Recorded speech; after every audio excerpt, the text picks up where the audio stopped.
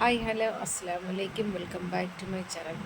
നമ്മളിന്ന് ഒരു beef fry ആണ് ഉണ്ടാക്കാൻ പോകുന്നത്. ഡീപ്പ് ഫ്രൈ അല്ല, ഗ്രേവിയും അല്ലാത്ത ഒരു രീതിയിൽ. അത് വളരെ പെട്ടെന്ന് തന്നെ വാട്ടുകയും പറക്കുകയും ഒന്നും വേണ്ട.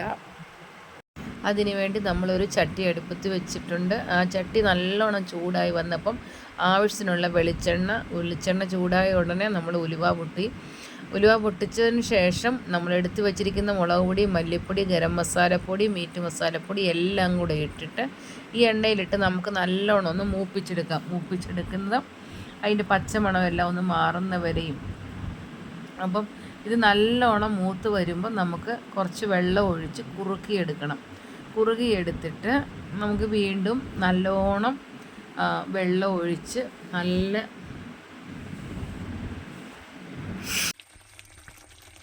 ഇപ്പോൾ നമ്മൾ വെള്ളം ഒഴിച്ച് അരപ്പ് നല്ലോണം ഒന്ന് ചൂടാക്കി എടുക്കുന്നുണ്ട്. മുളക് പൊടിയും മല്ലിപ്പൊടിയും ഒക്കെ നല്ലോണം മൂത്ത് എണ്ണ തെളിഞ്ഞ് വന്നപ്പോൾ ഇനി നമുക്ക് കഴുകി വെച്ചിരിക്കുന്ന ബീഫ് ഇതിലേക്ക് ഇട്ട് കൊടുക്കാം. ഇനി ആവശ്യത്തിന് ഉപ്പും കൂടെ ഇട്ട് കരിവേപ്പിലെല്ലാം ഇട്ട് അങ്ങോട്ട് പച്ചയായിട്ട് നമുക്ക് വേവിച്ചെടുക്കാം. ഇതിൻ്റെ അകത്ത് ഇനി വഴട്ടാനോ പറക്കാനോ ഒന്നും നിൽക്കുന്നില്ല. സവോള, ഇഞ്ചി, വെളുത്തുള്ളി, പച്ചമുളക് ഇതെല്ലാം ഇതിന് മുകളിലിട്ട് നമുക്കിനി ഇട്ട് കൊടുക്കാം.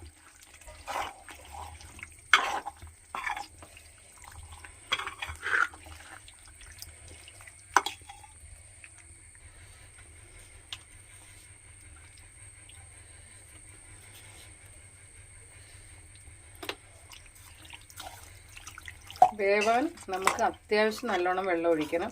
രണ്ടാമത് വെള്ളം ഒഴിക്കില്ല. അപ്പം ആ വെള്ളം പറ്റി വരുമ്പോൾ നമ്മുടെ ബീഫും വേകും.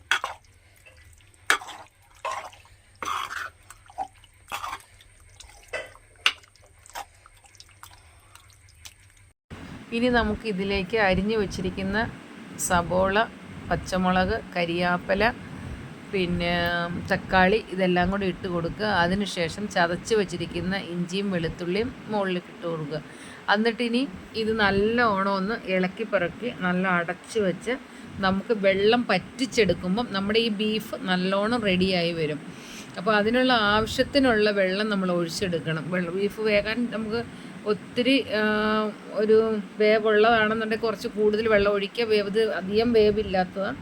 അതുകൊണ്ടാണ് നമ്മൾ ഇതിനുള്ള നികത്ത് വെള്ളം ഒഴിച്ചിട്ടുണ്ട്. ഇനി ഇത് പറ്റി വരുമ്പോൾ നമ്മുടെ ബീഫും റെഡിയാവും. അതല്ലാതെ വെന്തില്ല നമ്മൾ വീണ്ടും വെള്ളം ഒഴിക്കാൻ നിൽക്കില്ല. അപ്പോൾ ആദ്യം തന്നെ ആവശ്യത്തിനുള്ള വെള്ളം ഒഴിക്കുക. അപ്പോൾ നമ്മുടെ ബീഫിൻ്റെ അകത്തെ വെള്ളമെല്ലാം നല്ലോണം പറ്റി വന്നിട്ടുണ്ട്. ഇനി നമുക്ക് ഇതിലേക്ക് ഒരു ശകലം തേങ്ങാക്കൊത്തും കൂടെ താളിച്ചിട്ട് ഇവിടെ നല്ലോണം പേരളം പരുവമായിട്ടുണ്ട്.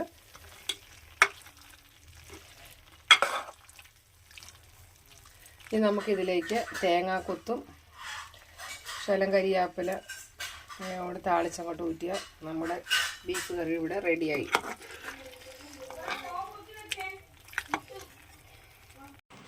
അപ്പോൾ നമ്മുടെ ബീഫ് കറി ഇവിടെ റെഡി ആയിട്ടുണ്ട്. ഇനി നമ്മൾ സബോള വാട്ടണമെന്ന് പറക്കാനോ ഒന്നും നിന്ന് സമയം കളയണ്ട. അപ്പം ഏറ്റവും എളുപ്പത്തിൽ നമുക്ക് അടിപൊളിയായിട്ടുള്ള ടേസ്റ്റിൽ നമുക്ക് കറി റെഡിയാകും.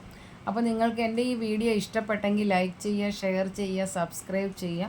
നാളെ നല്ലൊരു വീഡിയോ ആയിട്ട് കാണാം. അസ്സലാമു അലൈക്കും.